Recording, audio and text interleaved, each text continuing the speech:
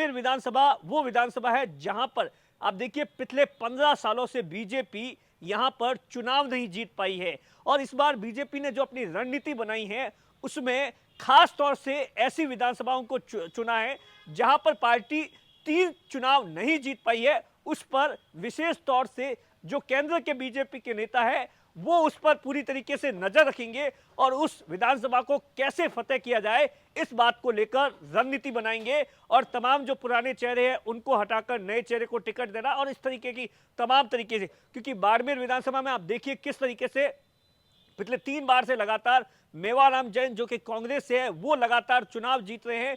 तो बीजेपी के लिए एक बहुत बड़ी चुनौती है। बीजेपी के लिए क्यों चुनौती है उसका सबसे बड़ा कारण है आमतौर पर आप देखिए आम बोलचाल की भाषा होती है, जो चाहे वो बीजेपी के नेता हो, संघ के नेता हो, बहुत से ऐसे नेता हैं जो कि ये कहते हैं कि मेवाराम को चुनाव हराना बेहद मुश्किल है। उसका कारण है कि मेवाराम जैन के साथ में कांग्रेस के साथ में कुछ बीजेपी के और संघ के कार्यकर्ता है जो कि बीजेपी को चुनाव कांग्रेस में मेवाराम जैन को चुनाव में बड़ी मदद करते हैं। लेकिन इस बार बीजेपी अपनी रणनीति बदल सकती है क्योंकि बीजेपी को लगता है जिस तरीके से पिछले 2-3 अगर ये चुनावों को देखा जाए तो जाट उम्मीदवार पर मेवाराम जो जैन है वो एक तरफा चुनाव जीत जाते हैं या कोई तीसरा आदमी चुनाव लड़ता है तो उस कारण से मेवाराम जैन को बड़ा फायदा हो जाता है। और इसी बीच अब आप देखिए अगर जो आप बाड़मेर शहर के निवासी है और अगर जो आपने पिछले 2 दिनों के अंदर अगर जो बाड़मेर शहर के अंदर घूमेंगे तो 25 से 30 पोस्टर ओम माथुर के लगे हैं।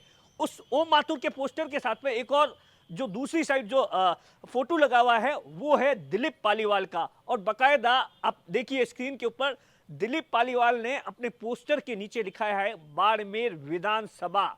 मतलब क्या है? मतलब यह है कि बाड़मेर विधानसभा से दिलीप पालीवाल ने अपनी दावेदारी 2023 इसी विधानसभा चुनाव के लिए पेश कर दी है, वो भी ओम माथुर के मार्फत।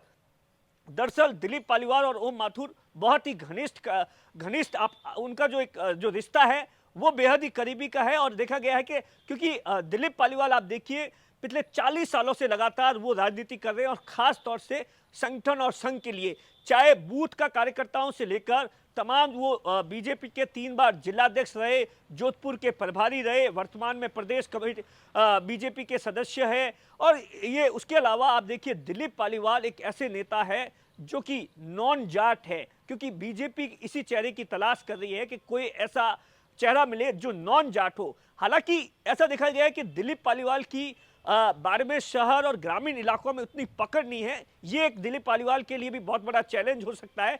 लेकिन जिस तरीके से उन्होंने अपनी दावेदारी पेश की है उससे सबसे ज्यादा जो नींद उड़ी है वो उड़ी है प्रियंका चौधरी की। और उसके साथ में जो पिछले 1 साल भर से लगातार चाहे वो रूपाराम सारन से लेकर और भी तमाम जो बीजेपी के नेता है वो अपने उम्मीदवारी को लेकर दावेदारी को लेकर पूरी तरीके से 1 साल भर से मेहनत कर रहे थे और उन्हें इस तरीके का एक बहुत बड़ा झटका दिलीप पालीवाल के रूप में मिला है।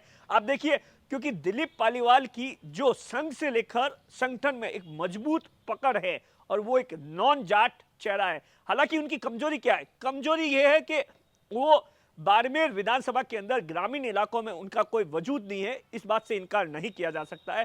साथ ही जिस तरीके से वो संगठन के लिए तो एकदम परफेक्ट है, क्या वो विधानसभा के प्रत्याशी के तौर पर परफेक्ट हो पाएंगे? ये एक इन सब चीजों को लेकर बीजेपी सोच रही है कि क्या दिलीप पालीवाल को टिकट दिया जाए या नहीं दिया जाए। हालांकि दिलीप पालीवाल ने अपनी जो गुना भाग के बाद में सेटिंग है वो बिठाना शुरू कर दी है और वो चाहते हैं कि कहीं ना कहीं पार्टी 2023 के अंदर उन्हें चुनाव लड़ाए। ऐसा मानते हैं कि 1998 में भी दिलीप पालीवाल को ओम माथुर ने कहा था कि आप विधानसभा का बाड़मेर से चुनाव लड़िए, लेकिन उस वक्त ओम माथुर ने मना किया था और तग्गाराम चौधरी को चुनाव लड़ाया था और तग्गाराम चौधरी वो चुनाव जीत गए थे।